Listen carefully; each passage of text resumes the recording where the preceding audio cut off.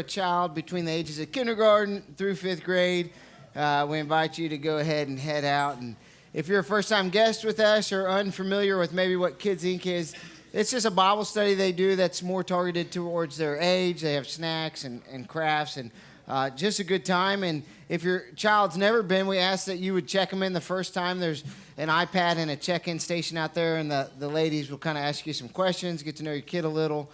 And then if you decide to return next week, you can just dismiss them just like this. And we hope to return the same child you came with. That's always our goal. It's the goal. So, hey, we're excited. We are, this time last year, same exact date, last year we celebrated our 1-year anniversary. We did it on a Saturday. This year we did it on a Sunday. So it's just kind of neat to think about that exactly 1 year ago at this date we were celebrating our 1 year, and now we are at our 2 year. And hopefully, if you heard in that video, God's done some amazing things. We've baptized 20 people. We have 3 more baptisms coming up, and so God's doing an amazing work. We're doing ministry. We're serving families. We're partnering with local ministries. As you can tell, as you sit in here and look around, we've outgrown our space. This is a great problem, but it is a problem. And so we're right now as leadership, and we'd invite you to pray with us. Just, God, what is next for us? We're praying, God, do you want us to buy this and build on behind us? If one of you guys have 3 prime acres here in town that God's laid on your heart to give us, we wouldn't say no. We were at an event 2 weeks or last weekend or weekend before, and they had $6.4 million in debt. And this guy, Jeff, he would always say funny things like, hey, if anyone ever feels led to help pay that off, we would surely be excited. Well, 2 weeks ago, someone took him up on that offer and cut a $6.4 million check to pay off the debt. And so it's one of those things. He says there's never any lack in the kingdom of God. And so for us to think so we're talking. The landlord wants $850,000 to buy these 2 acres, and we'd need more money to build that behind us. And to think that God couldn't just have someone cut a check that could pay for that is small on our side, but God is definitely more than able to do that. And so we're excited. We want to impact 5% of Fulton, Missouri with the gospel. And that's 650 people that would be on a Sunday morning in church, which that sounds really big. That number sounds incredibly big. But if you think about the fact that would mean 95% of Fulton's population is still unengaged by us. Now, there's other churches that they would be engaged with, but let's just say that 20% of them were engaged in other churches. That's 75% of just Fulton. We're not talking the areas that touch Fulton that would be untouched by the gospel impact and what we're doing. And so we're not even, I don't even know if that's necessarily like God-sized vision to think of 5%. What if God decided to bless LifePoint with 10%? What if it was fit? We don't know what God's doing. If we would have known what God was doing, we would have bought this before we invested in it. It would have been a cheaper investment at that point. But we never imagined, one, that we would ever have to take out the center aisle to make more seats. We never imagined that we would be talking at 2 years, God, or do we need to do 3 services? We would have been content with 5 baptisms. Let alone that we've almost averaged 1 baptism a month. God's doing amazing things here. And we're praying that you want to partner. If you're not a member at LifePoint, we want to partner with you. We want to go through this walk together. We want to be your church home. We want to serve you. We want you to serve here. And so if that's something you're interested in, Braden gives a speech every week that you would, it used to be scan that QR code, but we thought you guys were getting tired of that. So now it's text that number. But if you text that number and you put in guest or you put in family, we get a notification on Monday that says, hey, so-and-so's connected, and we'll reach out to you and talk to you and see what God has. We all have a next step. That's what we've realized, though. Some of our next steps is actually just joining here at LifePoint, making this your church home.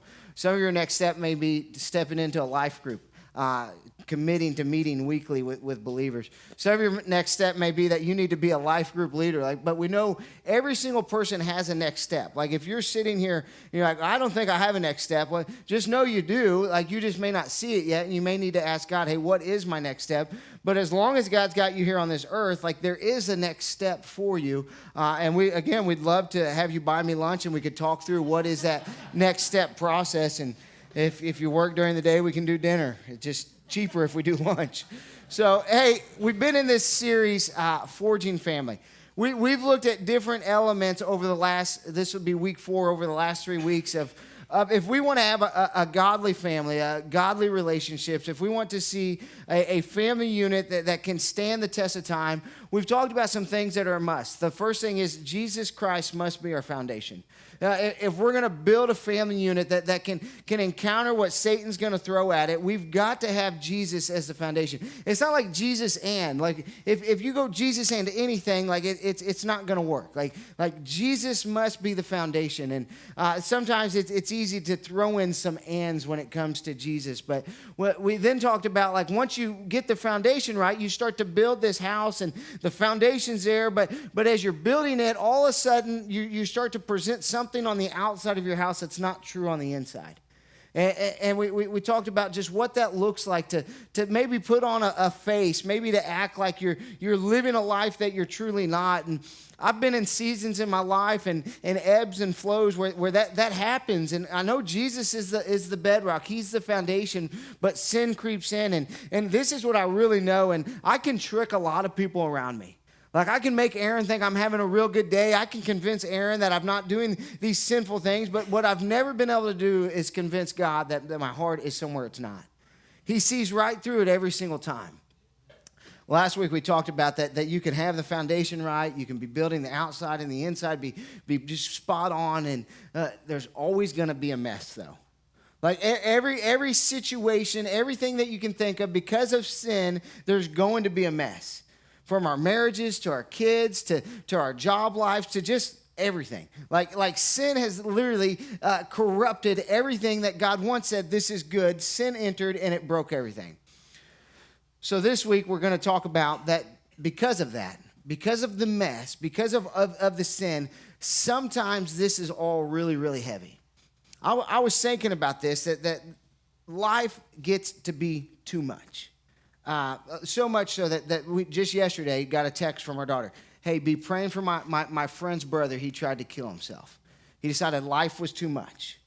And so sometimes like God-fearing, like faithful people get to a point where they're like, this is too much. Like, it's just too heavy. You know, I was having one of those weeks. It wasn't recently. It was probably almost 2 years ago, to be maybe 3 years ago. I don't know. Like, everything was a mess. Like, you can like my church life. Like, you guys ever been to like a church that sometimes they're mean? Like, we've all been there. We were in one of those seasons, I guess, and it felt like every time you turned around, like you got kicked. And then like the problem is, like, home life doesn't stop. Like, you guys know that about work. Have a bad week at work, and what happens? Like, home life still continues. And Satan knows if like the outside of your home is like, if it's a mess, like, and he introduces something else, like, he just likes to pile it on.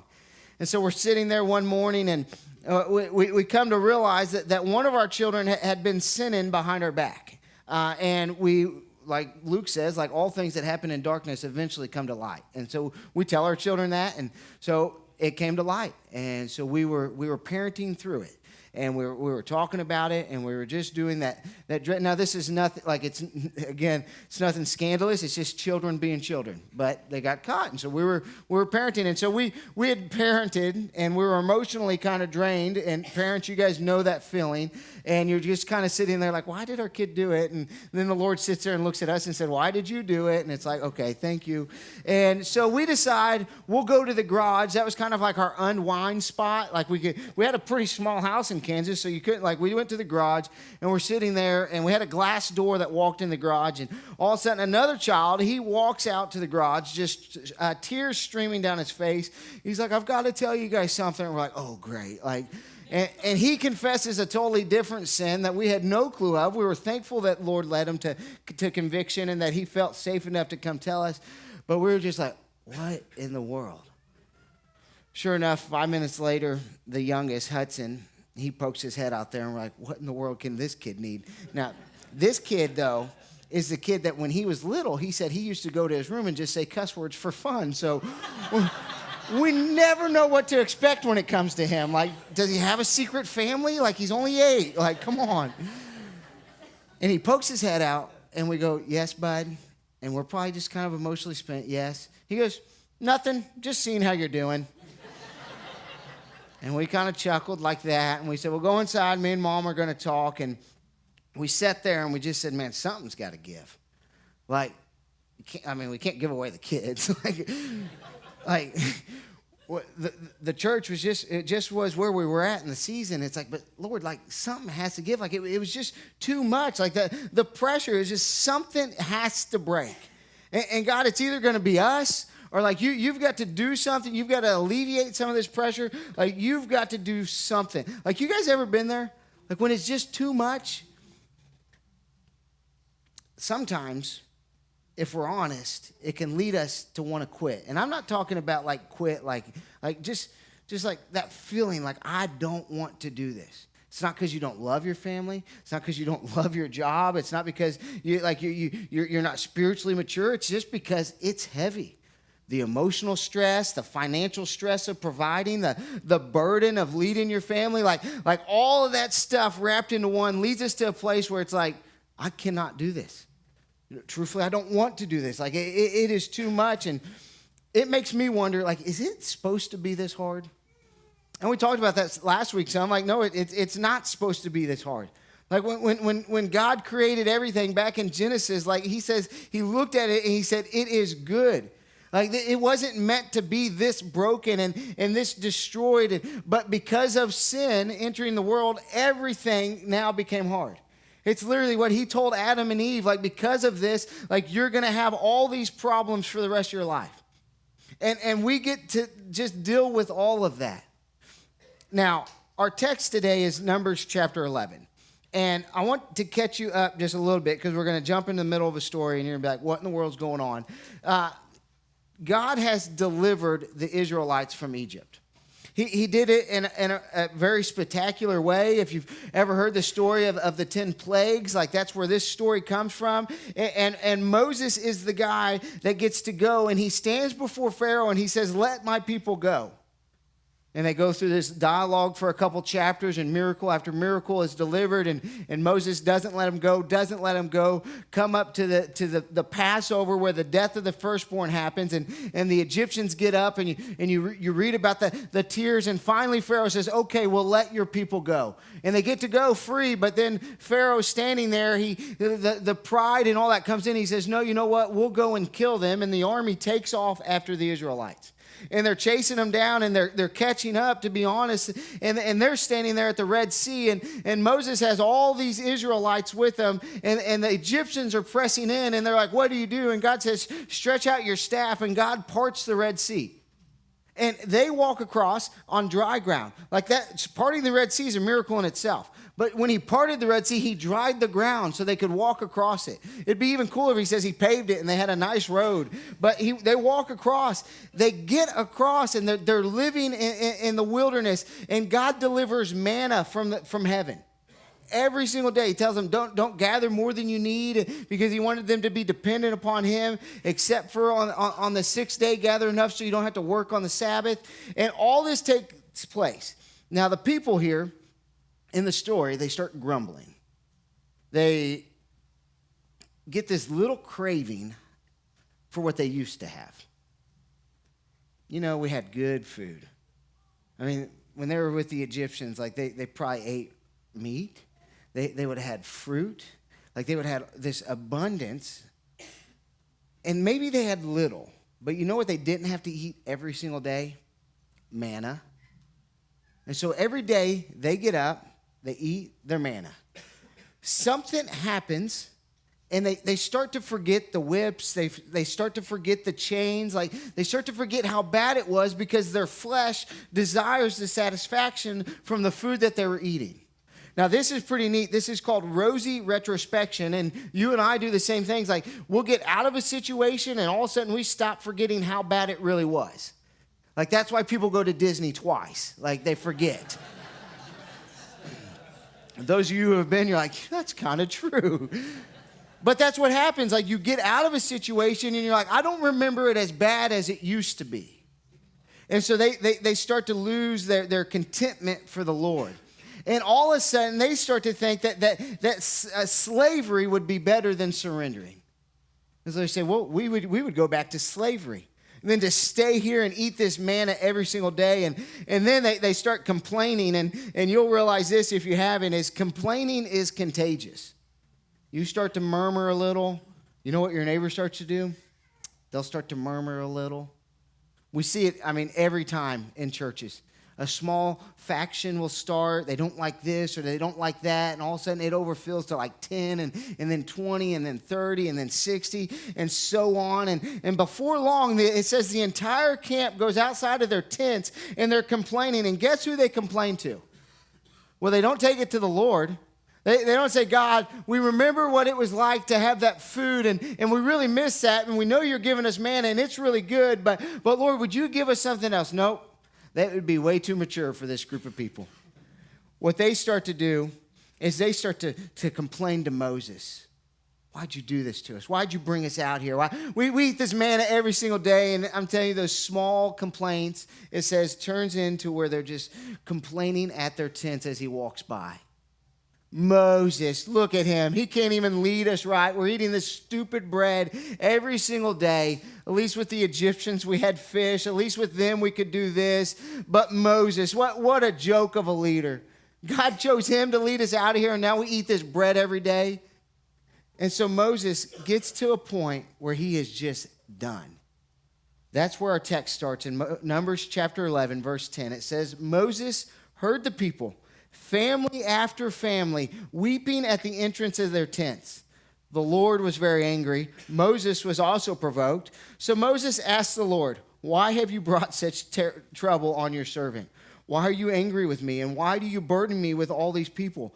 Did I conceive all these people? Did I give them birth so you should tell me, carry them at your breast as a nursing mother carries a baby to the land that you swore to give their ancestors? Where can I get meat to give all these people? For they're weeping to me, give us meat to eat. I can't carry all these people by myself. They are too much for me. If you're going to treat me like this, please kill me right now if I have found favor with you. And don't let me see my misery anymore. The Lord answered Moses, bring me 70 men from Israel, known to you as elders and officers of the people. Take them to the tent of meeting and have them stand there with you. Then I will come down, speak with you there. I will take some of the Spirit who is in you and put the Spirit on them. They will help bear the burden of these people so that you do not have to bear it by yourself. Let's get something straight right away. Moses, he's a man's man. Like Moses is not someone who's weak. Like to go and stand before Pharaoh, like that takes courage. Like that takes strength. Like that takes a guy who's willing to say, I'll risk it to go stand. And Moses had his reservations. But when God said go, Moses goes. Like this is a tough guy. Spiritually, I think he was tough physically. I think this is a guy who, as he called down plagues, had the faith to believe that God was going to do exactly what he said he was going to do. He's a guy that intercedes for an entire nation. Like this is a man's man who climbs Mount Sinai to meet with God and then tells God, let me see your glory. And God says, I can't let you see my glory. He says, let me see it. And he says, I'll let you see my Shekinah glory. And as I pass by, you'll see just a little tail end of it. Like this is a guy that is strong but is completely crushed. Like this isn't someone who's just trying to be dramatic or just having one of those days. Like this is a guy who at his gut level just says, God, I am not enough to do what you've called me to do. These people that you've given me, like these aren't even my people. Like I didn't birth these people. Like this isn't my children. These are your people. And you've given me this burden. He says, I would rather die than to continue to live in this misery. Like this is burnout taking place before our eyes. This is someone who's so compassion fatigued that he says, I would rather be dead than to stand here in misery because I can't give them what I want. Moses' heart, though, was to give them what they wanted, but he couldn't do it. Here's the good news. God doesn't look at him and say, you have a little faith, Moses. He doesn't look at him and say, Moses, you need to put on your big boy panties and deal with this. Like he doesn't look at him and say, Moses, if you'll keep pushing just a little bit harder, you could have did it. But instead, you're here belly aching to me. He doesn't tell him to eat a Snickers bar and toughen up. What he does, though, is he gives him the help that he requests. Which tells me you and I, we're not meant to do this alone. Moses wasn't meant to do this alone. And so Moses cries out, and God tells him, gather 70 men among you. And you take these 70 men, and you're going to take them to the tent of meeting, and I'm going to take some of that spirit, Moses, that I've put in you, and I'm going to put it in these 70 men. Here's a cool thing. Fast forward to us now. That same Spirit now lives in every single believer that's trusted in Jesus. Like, that's crazy. Back then, that wasn't true. And so Moses had the Spirit living in him. And it's more than enough Spirit. God says, I can take it and I can divvy it amongst these 70 guys. You're all going to have more than enough. So Moses doesn't get this motivational speech. He doesn't get a vacation. He doesn't get told he needs better people management. He just gets told, you need people around you who are Spirit-filled to help you do the job. God multiplies the ministry, not by cloning Moses, but by just giving him other men to help serve. Now, you and I, thankfully, we're not leading a nation. But you and I, we are leading families. You and I, we may be holding marriages together. You and I, we are raising kids who are testing every single limit. Every single limit. You and I, we are you guys, and not me, but you may be caring for aging parents. You may be dealing with anxiety or grief, or you may be dealing with depression. You and I have things that are going on, and you and I may be to a point where we say, I can't do this anymore. Good news, God doesn't want you to. The last thing he wants you to do is to go at it alone. As you think about that heavy house, like the last thing he wants you to do is to try to carry that burden alone.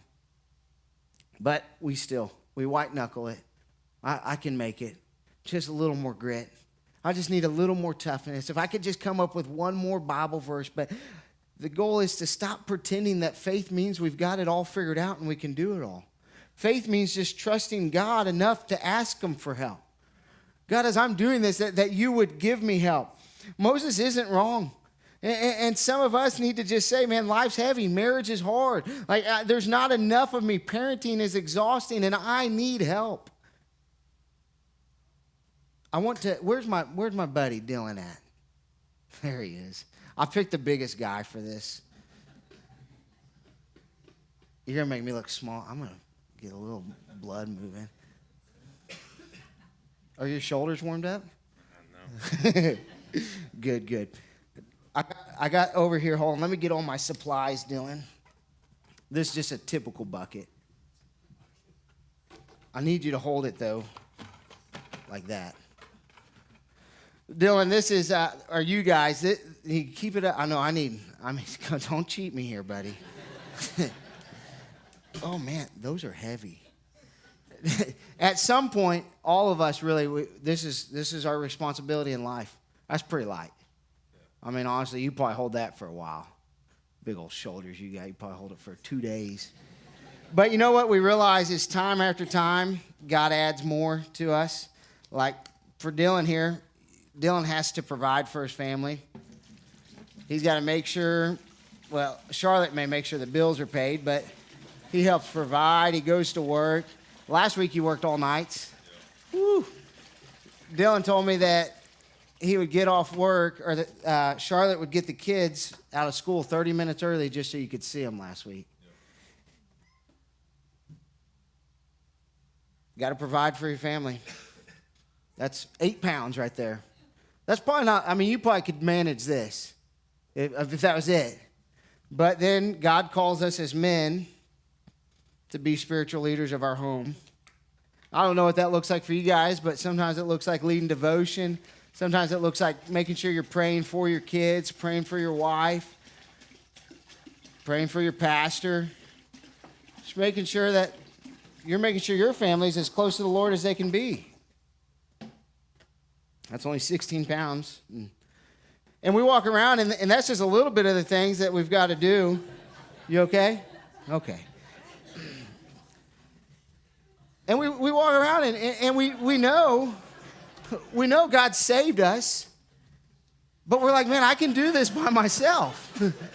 I can go to work. I can balance this. And, you know, Dylan's a good guy. You guys don't know him. You should get to know him. And Dylan's goal in his life is he wants to break generational chains. He wants to provide for his kids what he didn't have. He wants to be a man. He wants to lead faithfully. That's a lot. I'm trying to break chains, man. You all right?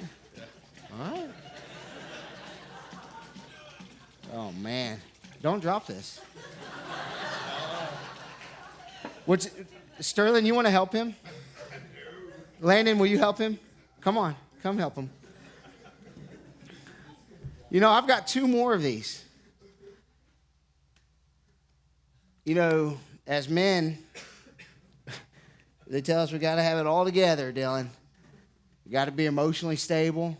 Don't snap. Like, don't break. Like be enough emotionally raw that your kids would see it and they would know that like you're not a robot. But surely don't let enough emotion out that we would all have to pick on you and tell you you're a big old sissy for crying. I mean, and the world tells us all this stuff, and it just keeps piling it on.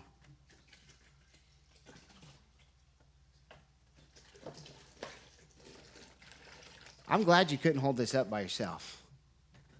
And then all that stuff. Like, this is just life happening every single week. All these things never go away.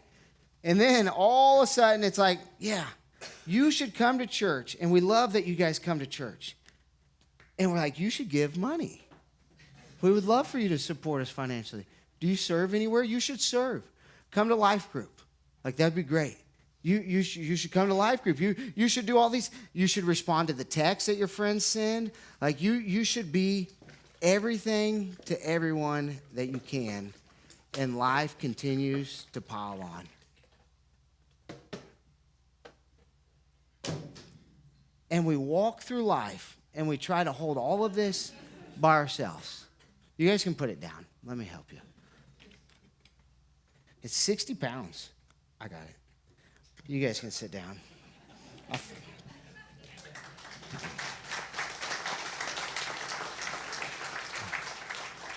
The truth is this. That's water. Like 58 pounds, I think, is what it came out to weigh.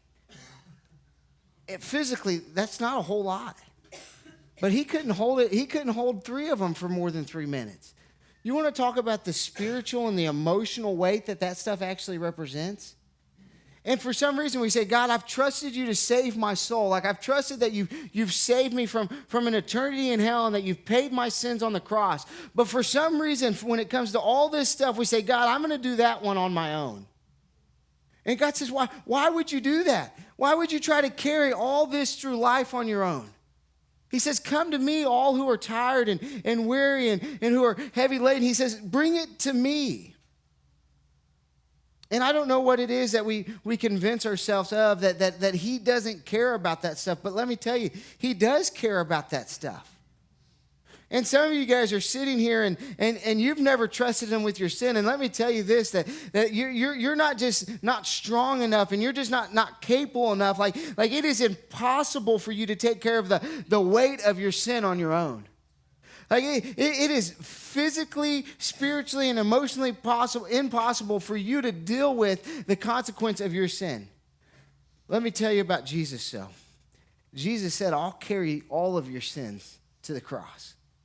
He says, I'll stand in your place if you'll trust me. I'll die a death that you deserve so that you can live a life that you don't deserve if you'll trust me. And he takes all the weight of your sin and he paid it when he defeated death. And then we carry this around. And so if you're sitting here and you're tired and you're overwhelmed and you just don't know what to do. Maybe you're carrying the guilt of your sin or the shame of your sin, and you just know that you're not enough when it comes to that. There's this little word that happens that people say, it's but Jesus. And really, when we talk about salvation, what we're asking is, have you had a but Jesus moment? That you've come to a place that you realize that you have sin, that you realize that if you were to die with the guilt and the shame of your sin on you, that you would spend all of eternity in hell, but Jesus paid the price of your sins. And so if you've never had one of those moments, at the end of the service, we have a time of an invitation or a reflection where we stand down front and we invite you forward. We want to talk to you about Jesus. Because there's no amount of people that we could circle up around you that could help take care of that. There's just one guy, and his name is Jesus Christ. Now, for those of you who have trusted in Jesus, those of you who know that your foundation is in Jesus Christ, let's talk more about this. What it looks like for you and I to deal with this. One of the biggest, I don't know if it's a compliment or not, but One of the things that's always told me is I'm just who I am. Like they call me different usually, and it's fine though. But honestly, it's people say, man, when you meet Travis, you get Travis. Like there's no like day 2 Travis or day 3 Travis. It's just Travis. And you want to know why that is I've just determined this. One, you're either going to know if you like me or not real quick. Like we'll figure it out fast, and that'll save you and me time. But this is really why. Like I've realized this, that it is so just sickening, and it's so boring maybe, but it's to try to be something that you're not. And so what I've determined is I'm just going to be Travis no matter what the situation is, and I'm just going to be real with people. And what they would call this word, I just try to be vulnerable. I just try to let people in. Now the flesh side of me says don't let you in too much. So I got to keep you a little bit away. But people need to see people who are real. We went to this men's encounter, and I promise I won't talk about it much longer. But this men's encounter, the neatest thing about it. It wasn't the music. The music was streamed in from YouTube. I mean, so you could listen to that at home. It wasn't that it was all men, because I've been to those. I think the neatest thing about this was that it was men who were just saying, hey, I'm going to be real with you. I'm going to tell you about my sins. I'm going to tell you about the ways that I've failed. I'm going to tell you about my addictions. I'm going to tell you about the affairs that I had. I'm going to tell you about all of this, and then I'm going to tell you about the but Jesus moment that I had. And men flock to it because men don't get to see other men being real with one another. And I think for far too long, Christians have tried to say, like, I'm going to act like I've got it all together. I'm going to come into church on Sunday, and I'm going to put on this face so that people wouldn't think that I've got a heavy thing that I'm carrying around. And that's what we do. We hold it right there by ourselves. Well, Jesus is the ultimate person that it needs to go to. But you want to know what Jesus then gives us after that? He gives us one another. He says here, you can't do this, and for some reason you won't give it to me. Let me give you a church family to help support you. Let me give you a church family to walk with you, to be beside you. And we need to be that for you, but the truth is we can only be what you allow us to be. If you're not willing to let go and be carried, the truth is this: Jesus can never be what Jesus needs to be to you, and the church can never be what the church needs to be to you. And so I'll invite the praise team up, and here's the challenge: to just stop pretending like everything is fine. Every single person in this room is carrying around a bucket filled with different things. And we don't have to act like the bucket's not heavy. We know the bucket's heavy. We're carrying the same bucket. But to let Christ carry you, to let Christ first bore your sins upon the cross, and then to let Christ's people help carry the burden that you're carrying. And so let this Sunday be the day that you send a text to someone and say, hey, I don't have it all together. I need prayer. I need help. I'm struggling with this sin. Would you help me? Would you help me be accountable? Would you be a battle buddy for you? Make the phone call and just say, I am not enough. Come down front to the altar and pray with us, or pray by yourself and tell God, I know I'm not enough. God, I need your son more than I need anything, but God, I need your people around me. Join a group. You know, that's the best place where all this really takes place, is our life groups.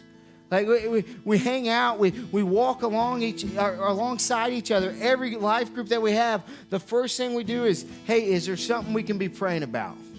And those prayers are only as effective as the people are willing to be vulnerable about. But to say those words, God, I need your help. And know this, God doesn't shame you. He treats you just like he treated Moses. He says, let me give you people who can walk with you through this. Let's pray.